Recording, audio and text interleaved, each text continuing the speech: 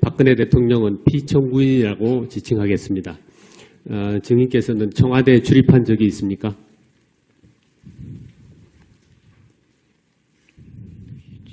출입한 적이 있습니다. 어느 정도 자주 출입을 하셨나요? 그거는 확실히 기억이 안 납니다. 이영선의 진술조서를 보면 2013년 4월 24일부터 7월 18일까지 3개월이 안 되는 기간 동안에도 청와대를 13회 방문하였다고 되어 있는데 어떤가요? 기억이 잘 안 납니다. 증인은 청와대를 왜 방문했나요? 대통령의 개인적인 일을 좀 도와드리기 위해서 들어왔습니다. 개인적인 일이 어떤 건지 좀 말씀해 주실 수 있나요? 그건 사생활이기 때문에 말씀드리기 곤란합니다. 피청구인이 대통령이 취임한 후 증인이 피청구인의 의상을 맡아서 하게 된 이유는 무엇인가요? 그냥 옛날부터 도와드리는 마음에서 했습니다. 특별히 피청구인이 부탁을 하거나 그런 적은 없었나요? 네. 증인은 서울 강남구 소재 의상실에서 찍힌 CCTV 화면을 본 적이 있습니까?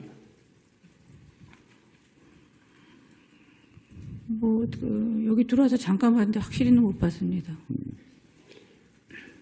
그러면 본 것으로 하고 질문을 계속해 보겠습니다. 그때 이영선으로부터 전화기를 받아서 증인이 통화를 한 것으로 보이는데 그때 누구와 통화했는지 기억할 수 있나요? 그건 전혀 기억이 안 납니다. 그 전화기는 누구의 전화기였나요? 그건 잘 모르겠는데요. 그 의상실은 고영태 명의로 임차되어서 사용되었는데 고영태의 진술에 의하면 증인이 그 임대보증금 2천만 원과 월세 150만 원을 냈다는데 사실인가요? 고영태의 진술은 진실이 없기 때문에 여기서 대답하기 곤란합니다.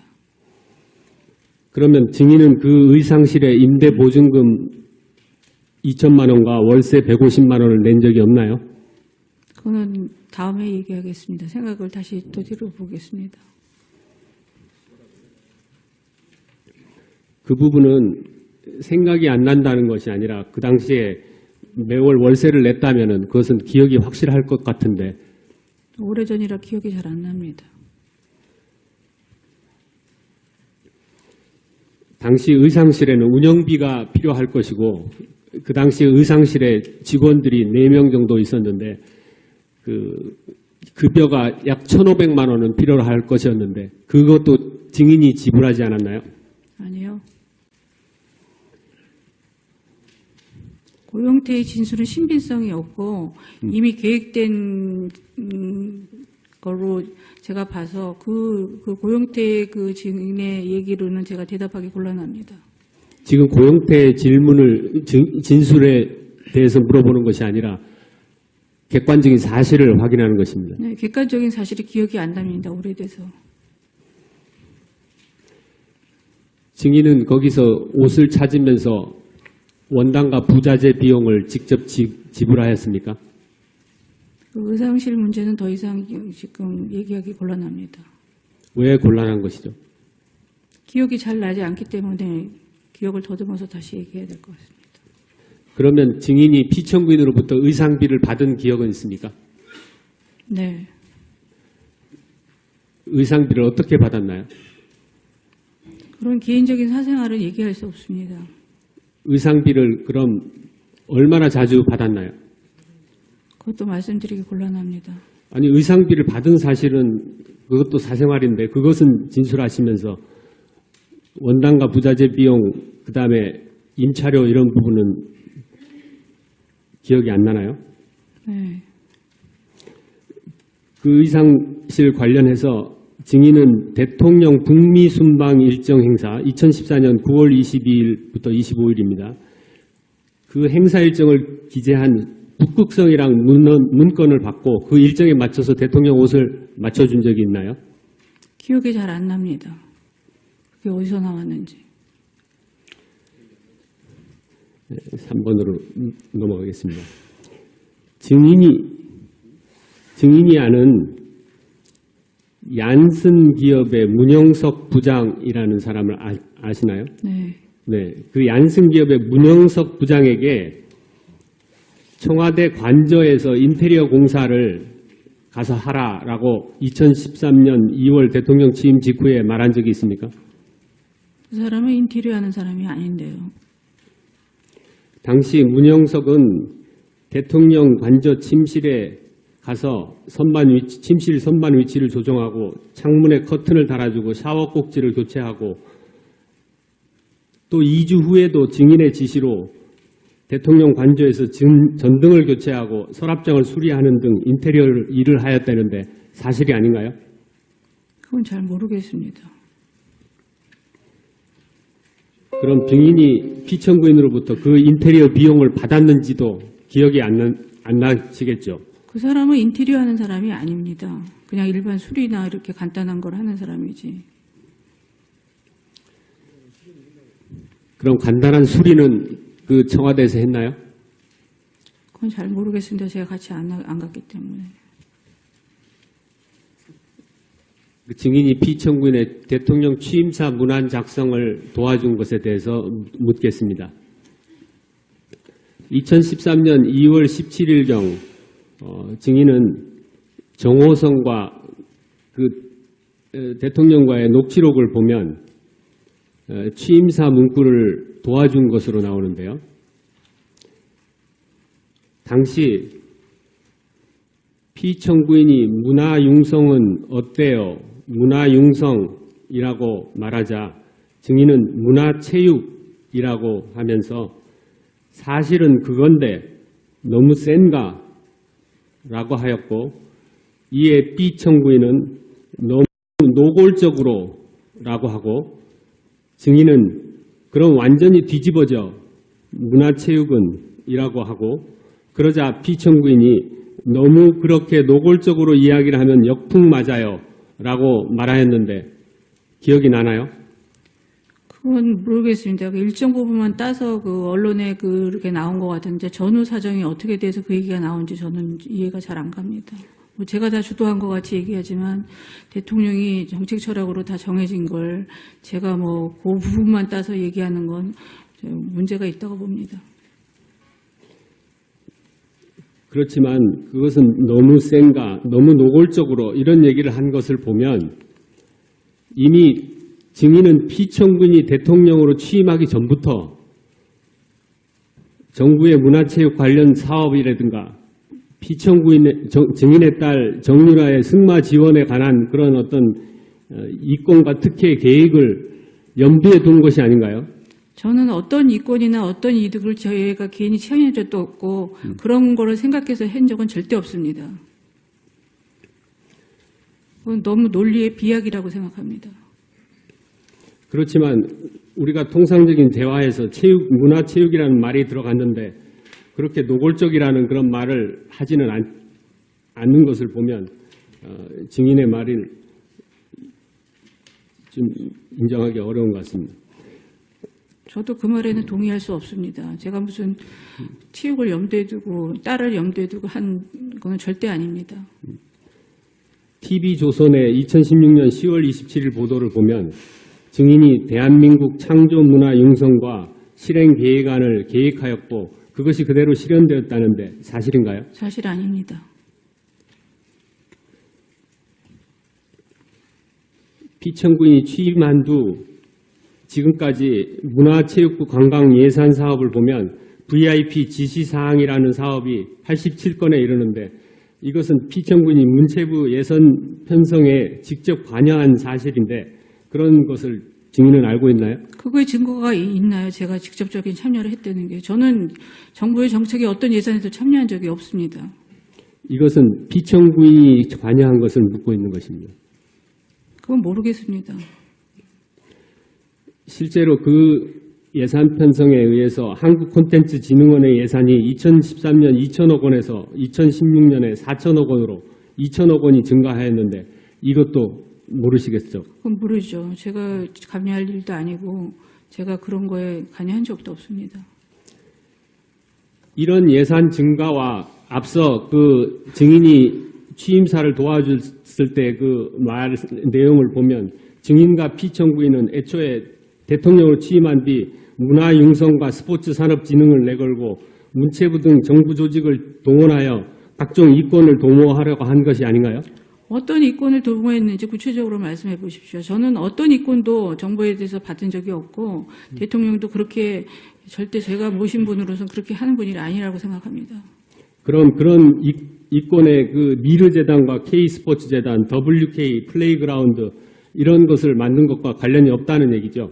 그렇죠. 저는 미르재단이나 어떤 블루케이나 어디를 통해서도 돈을 한 푼도 받은 적이 없습니다. 제 통장이나 제가 개인 이득을 취한 것도 하나도 없습니다. 그건 뒤에 또 따로 질문을 따로 하겠습니다. 정책 및 인사문건에 관해서 질문하겠습니다. 증인이 대통령이 취임한 2013년 2월부터 증인이 독일로 출국한 2016년 9월 3일까지 기간 동안에 묻겠습니다. 대통령 말씀 자료나 연설문 등 청와대 자료를 이메일이나 인편으로 받은 적이 있죠? 믿습니다. 그 메일은 정호성 전 청와대 비서관과 아이디와 비밀번호를 공유하는 것이죠. 그렇다고 봅니다. 아이디와 비밀번호를 공유한 결과 청와대 직원이 그 메일로 서면을 보내거나 정호성 비서관이 메일을 올리면 증인은 자동적으로 그 내용을 볼 수 있게 되는 것이죠. 저는 다른 거는 본 적이 없고요. 관심도 없고 연설문의 그 감성적인 표현이나 그런 것만 봤습니다.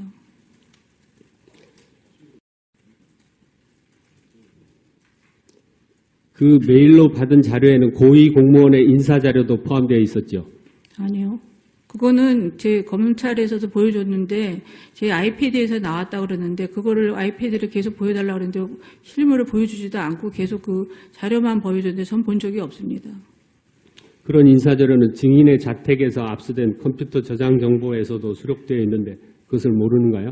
그 압수된 컴퓨터 자체를 저는 인정을 못 하겠습니다. 어디서 어떻게 나왔는지. 증인은 메일이나 인편으로 받은 대통령 말씀 자료나 정책 내용들을 수정해서 정호성에게 다시 보낸 적이 있습니까?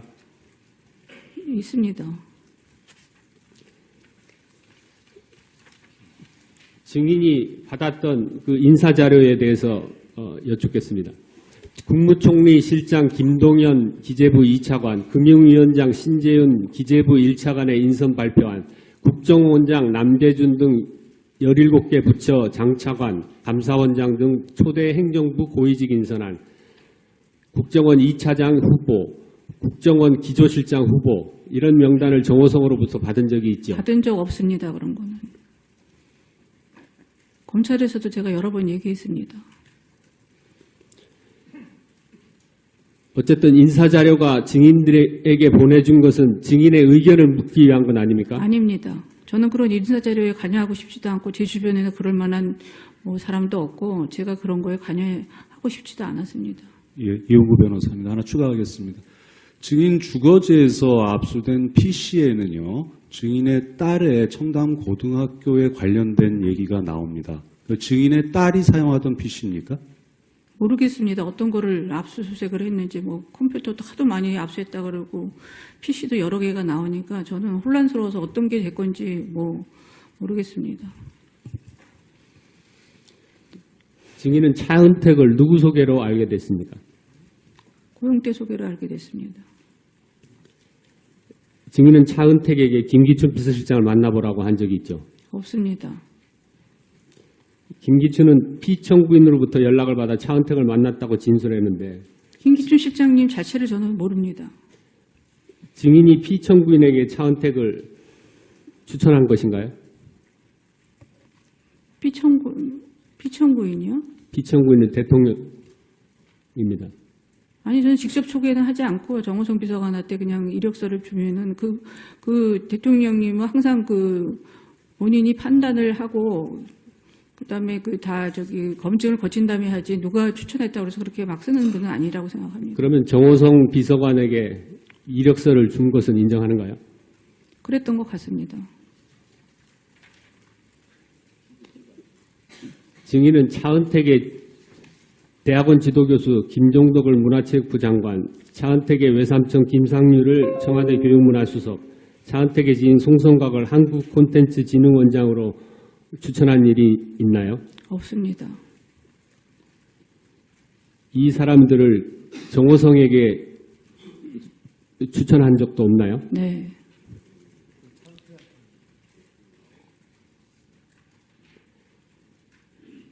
증인은 피청구인에게 김종을 문화체육부 차관으로 추천한 적이 있나요? 이력서를 정호성 비서관한테 보낸 적은 있지만 직접적인 추천은 안 했습니다. 그럼 증인은 김종을 어떻게 알게 되었습니까? 지인을 통해서 알게 됐습니다. 그 지인의 이름은 하정희신가요? 네.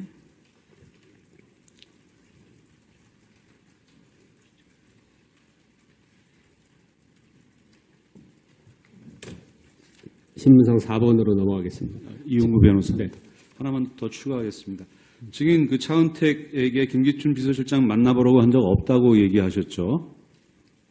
예? 네. 예. 그러면 피청구인한테 이 두 사람을 만나게 하는 게 좋겠다고 얘기한 적 있습니까? 없습니다. 차은택은 김기춘 비서실장을 어떻게 만나게 됐는지도 모르십니까? 두 사람은 만났다고 얘기를 하는데. 모르겠습니다. 차은택 씨도 지금 증인을 계속 지금 그 다른 얘기를 많이 하고 있는데 그 얘기도 신빙성이 없다고 생각합니다. 저는. 전혀 모르던 두 사람이 만났어요. 근데 두 사람을 알고 있는 사람은 증인 아니면 피청구인밖에 없기 때문에 말씀을 드리는 거예요. 네, 그건 차은택 씨한테 물어보시는 게 맞을 것 같습니다. 증인 박근혜 대통령은 피청구인이라고 지칭하겠습니다. 증인께서는 청와대에 출입한 적이 있습니까?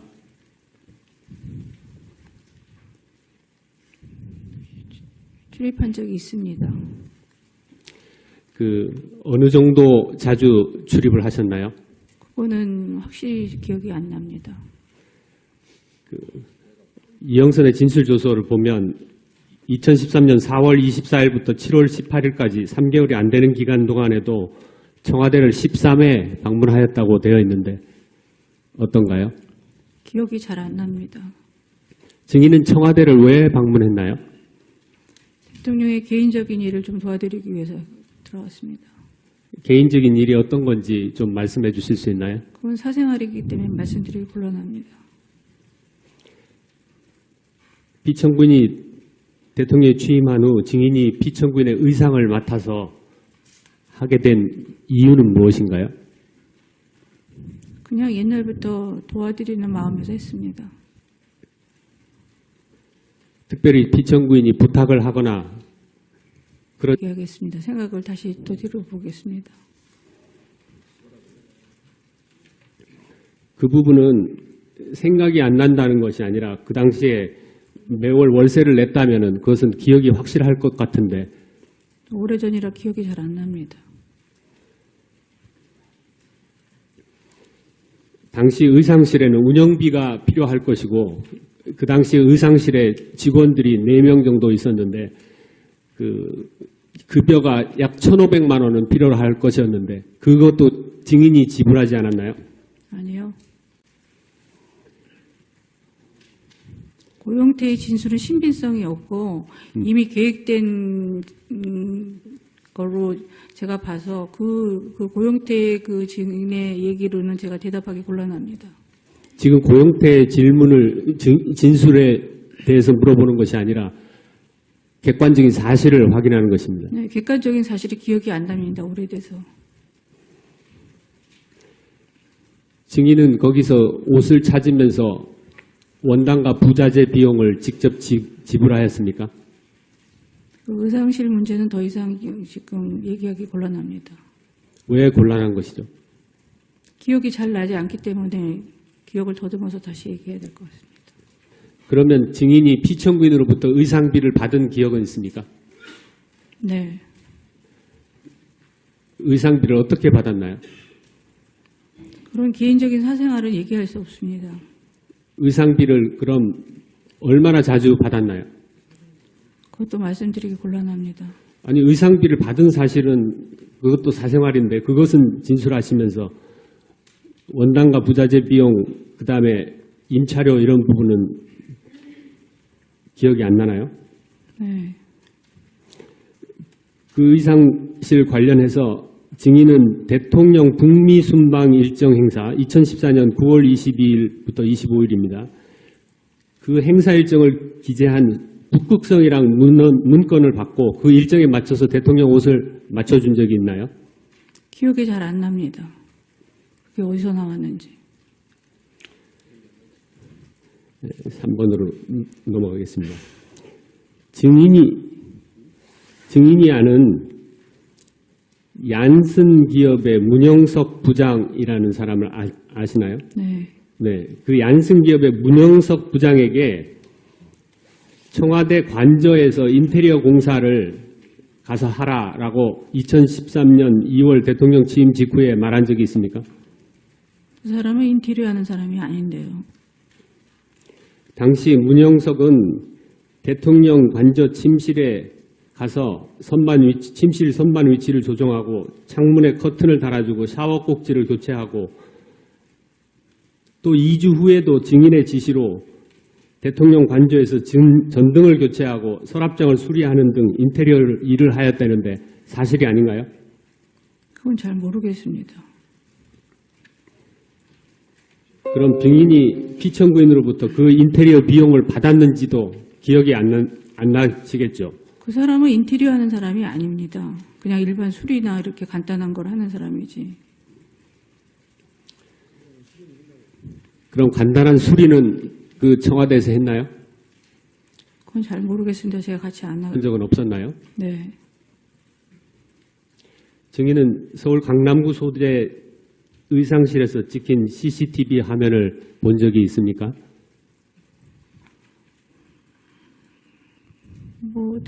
여기 들어와서 잠깐 봤는데 확실히는 못 봤습니다. 그러면 본 것으로 하고 질문을 계속해 보겠습니다. 그때 이영선으로부터 전화기를 받아서 증인이 통화를 한 것으로 보이는데 그때 누구와 통화했는지 기억할 수 있나요? 그건 전혀 기억이 안 납니다. 그 전화기는 누구의 전화기였나요?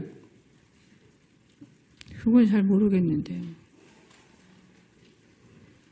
그 의상실은 고영태 명의로 임차되어서 사용되었는데 고영태의 진술에 의하면 증인이 그 임대보증금 2천만 원과 월세 150만 원을 냈다는데 사실인가요?